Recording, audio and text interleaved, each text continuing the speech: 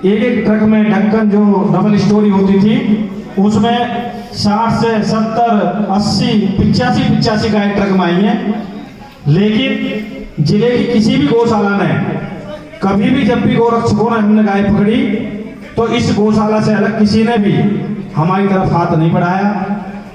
और मैं तो साक्षात मंगलदास जी महाराज के चरणों में भगवान का वास मानता हूं कि इन्होंने कभी भी आधी रात भी अगर गाय पकड़ी तो मैंने इनके मुख से ये नहीं सुना कि चारे की दिक्कत है, गाय बहुत इतनी ज्यादा हो गई है कि गौशाला में व्यवस्था ही नहीं है। इन्होंने कभी नहीं बोला, हमेशा यही बोला कि ठीक है बेटा ले आओ। और मुझे पता है कि गौशाला में कैसी परिस्थिति रही है, कैसी परिस्थिति से निकल के चल रही है गौशाला। आप सभी लोगों का सहयोग से गौशाला चल रही है। माननीय अध्यक्ष जी, इस गौशाला में लगभग 2500 के आसपास गोवंश है। इसकी गौशाला की सबसे बड़ी विशेषता है, पूरे संपूर्ण भारत में सबसे प्रथम यह है कि यहां पर गाय की मृत्यु प्रतिशत एक भी नहीं है। यहां साक्षात राधा रानी और भगवान श्री कृष्ण जी का वास है। जिस गाय का उम्र के हिसाब से शरीर पूरा होता है वो यहां पर अपने सांस पूरे करती है। नहीं, यहां पर खान पान की वजह से या बीमारी की वजह से एक भी गाय आज तक नहीं मरी है। गुरुजी ने चाहे दवाई का हो चाहे गाय के खान पान की हो, सभी लोगों के सहयोग से तो चली रही है। लेकिन गुरुजी ने एक भिक्षा के माध्यम से और इतनी बड़ी गाय के परिवार को जो संगठित करके रखा है, यह अपने आप में एक बहुत बड़ा उदाहरण है। और उत्तर प्रदेश ही नहीं, पूरे संपूर्ण भारत की सरकारी गौशालाएं हो या ट्रस्ट की गौशालाएं हो, मैं बड़े होश हवास में चैलेंज करता हूं, इस गौशाला से अच्छी गौशाला अगर आपको कहीं मिले, दिखाई दे, तो हमें भी बताना, हम भी उसका निरीक्षण करने जाएंगे।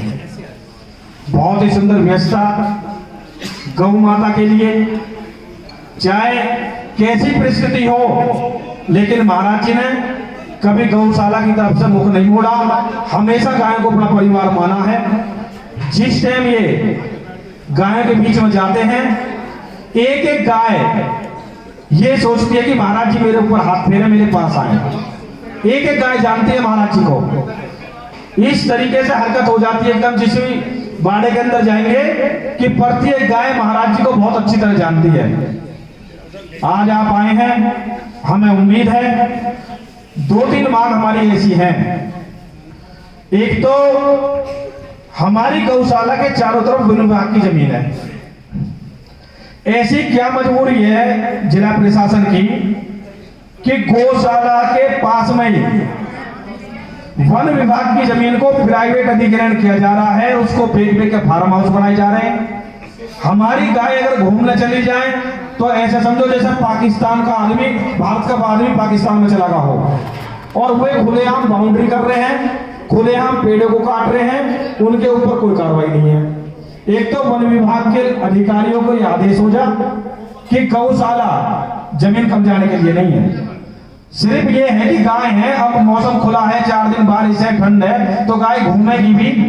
हमारे पास पर्याप्त बाड़ा है, लेकिन फिर भी गलत धूप की वजह से गाय को निकाला जाता है बाहर।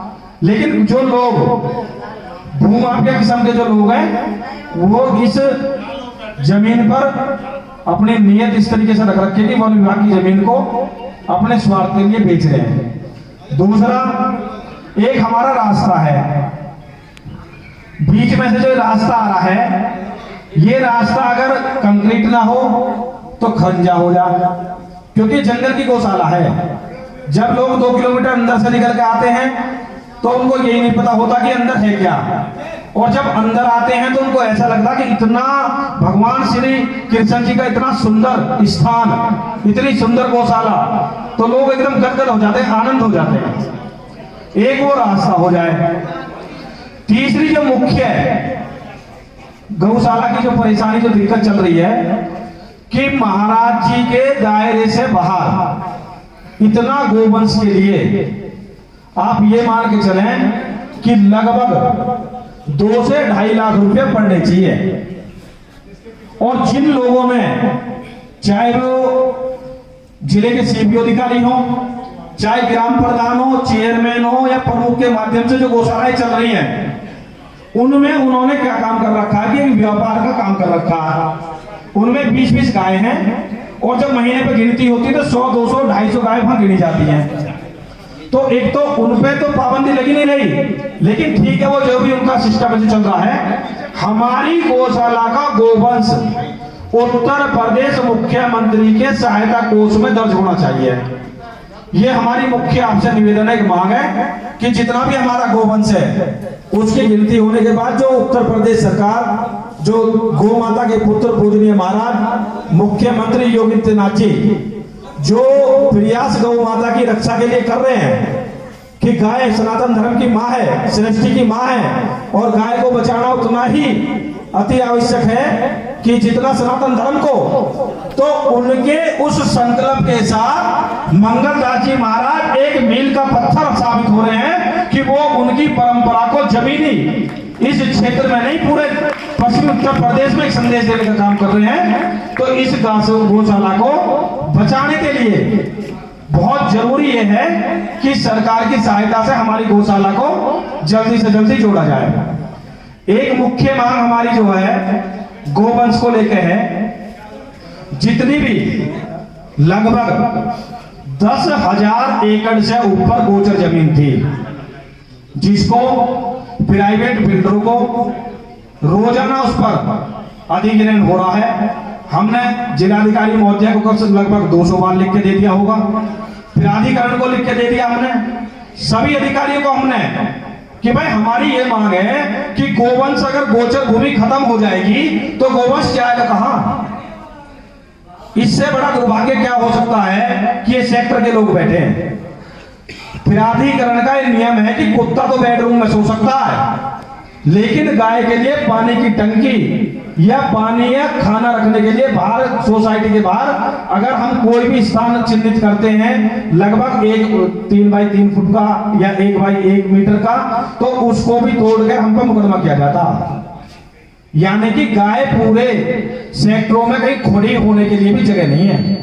हमारे लोग अगर रोटी उसकी निकालते भी हैं तो वो दर दर भटक रहे हैं कि रोटी लेकर जाए कहां।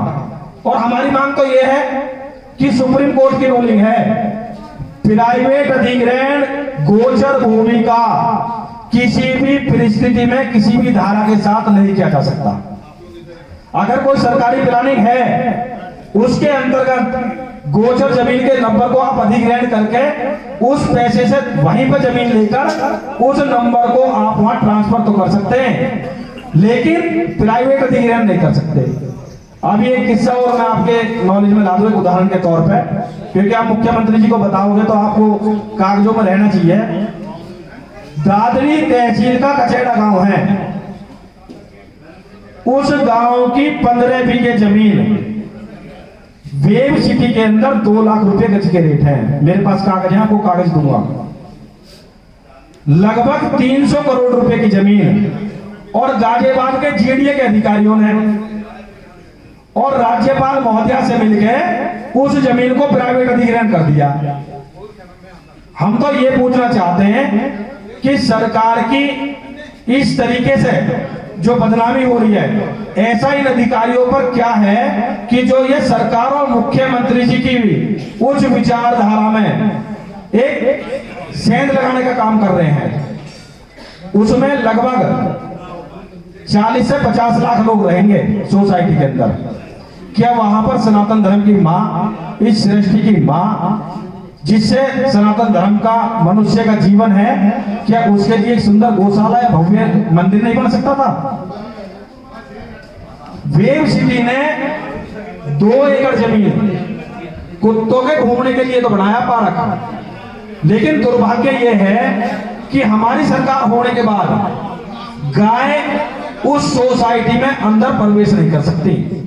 रोडों पर कटीले तार लगे हुए हैं, अगर अंदर जाती है तो सिक्योरिटी अलग से उसने 30, 40, 50 लोग रख रखे हैं, और गाय के ऊपर इस तरीके से अत्याचार किया जाता है कि देखने लायक नहीं है। ये सब बातें अधिकारियों के इतने यहां पर अपने अहंकार में उत्तर प्रदेश के मुख्यमंत्री तक ये बात नहीं पहुंचती, इसलिए हम अपना दुखड़ा आपसे रो रहे हैं, क्योंकि ये बातें वहां जानी चाहिए। गाय उत्तर प्रदेश की, मैं विश्वास के साथ कह रहा हूं, एक भी गाय रोड पर पिन्नी खाती, कचरा खाती नहीं मिलेगी। आप सिर्फ गोचर भूमि मुक्त करा दो।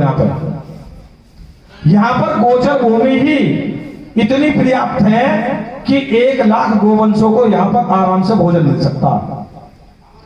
लेकिन जिस तरीके से अधिकारियों की तानाशाही और मुख्यमंत्री जी की विचारधारा को कुचलने का काम किया जा रहा है, वो बहुत ही शोचनीय और निंदनीय है। 1 महीने पहले आपके संज्ञान में तो आया होगा, पिछली 9 तारीख को एक कंटेनर पकड़ा था दादरी में, सभी लोगों को पता है, पूरे भारत की खबर बनी थी। उसमें लगभग 28 टन गोमांस था। दादरी में जब उस कंटेनर को पकड़ा हमने, तो वो एक कोल्ड स्टोर में महाराज जी खड़ा कर दिया। हमें सूचना मिली कि 300 टन गोमांस और वहां पर रखा गया। अगले दिन उसकी सैंपलिंग हुई, 4 दिन बाद मथुरा से आया कि सबड़ा गोमांस है। अधिकारियों ने पल्ला झाड़ लिया कि गोमांस तो बंगाल से आ रहा। हमने अधिकारियों से ये कहा, उत्तर प्रदेश की सरकार या योगी आदित्यनाथ जी का नेतृत्व इतना कमजोर हो गया कि बंगाल से 15,000 गाय काटकर यहां मांस इकट्ठा कर दिया। उत्तर प्रदेश की अगर आर्थिक राजधानी है तो वो जिला गौतम बुद्ध नगर है, और गौतम बुद्ध नगर के अंदर एक 2 नंबर का, जिस पर कोई परमिशन नहीं, एक कोल्ड स्टोर उसने ऐसा बना के फर्जी और अपनी ट्रांसपोर्ट, अपना ही गोमांस लाके इकट्ठा कर रहे हैं। और अधिकारियों की मिली भगत से पेपर में यह खबर दे दी, अधिकारियों ने बयान दे दिया कि उसके कोल्ड स्टोर के जो जोशी था उसको भी जेल भेज दिया, सलीम को भी जेल भेज दिया, और बाद में उनके ऊपर ऐसी धारा लगाई कि मजिस्ट्रेट ने उन्हें खड़े होते पानी पिलाया और घर को भेज दिया। 10 दिन बाद हमें यह पता चला सलीम और खालिद इतने बड़े इंटरनेशनल कसाई हैं कि उन्होंने लगभग सैकड़ों तो गोरक्षक मरवा दिए। और हमने प्रशासन से बार बार ये दुखड़ा रोया कि अगर इन पर कमजोर कार्रवाई हुई तो हमारी हत्या हो जाएगी। अधिकारियों ने एक नहीं सुनी। शुक्र है कि यहां पर एक ऐसी स्ट्रिंग आयरन लेडीज हमारी कमिश्नर महोदया जो है, उन्होंने संज्ञान लिया, अपनी कमेटी बनाई और उन अधिकारियों को सस्पेंड किया और दोबारा आदेश दिया कि मजबूती के साथ जांच हो और एक भी दोषी बख्शा नहीं जाना चाहिए। अगर शायद कमिश्नर हमारी उसमें हस्तक्षेप ना करती तो आप ये मान के चलो कि बहुत बड़ा नुकसान होता। चाहे हम गोरक्षक हो, चाहे हम हिंदू संगठन के लोग हो, हम आपकी विचारधारा का एक पार्ट है जिसको जमीनी स्थापित करने का काम करते हैं। लेकिन प्रशासन हिंदू संगठनों के साथ, गोरक्षकों के साथ, गौशालाओं के साथ इस तरीके का बिहेव कर रहा है कि जैसे कि यहां पर समाजवादी की सरकार हो। छेड़छाड़ी बहुत अच्छे लग रहे हैं, लेकिन अब जो जिलाधिकारी लगे वो सीनियर लगे। यहां पर जूनियर जिलाधिकारी लगाने के बाद ग्रेटर नोएडा यमुना के जो प्राधिकरण में सीईओ हैं सीनियर, वो उस व्यक्ति को दबाव में ले लेते हैं। जिलाधिकारी को यही नहीं पता कि तुम्हारे कार्यक्षेत्र और वैल्यू क्या है। अगर यहां पर सीनियर जिलाधिकारी होता तो मैं विश्वास के साथ कह रहा हूं कि मुख्यमंत्री जी की विचारधारा के अनुकूल गाय और गोचर भूमि अब तक सुरक्षित हो जाती। तो ज्यादा ना कहते हुए अपनी बात को विराम देता हूं और महाराज जी से निवेदन करता हूं। मनोज भाई, नई और बड़ी खबरों से जुड़े रहने के लिए देखते रहिए अखंड भारत टीवी। हमारे चैनल को लाइक कीजिए, शेयर कीजिए और सब्सक्राइब करना ना भूलें। धन्यवाद।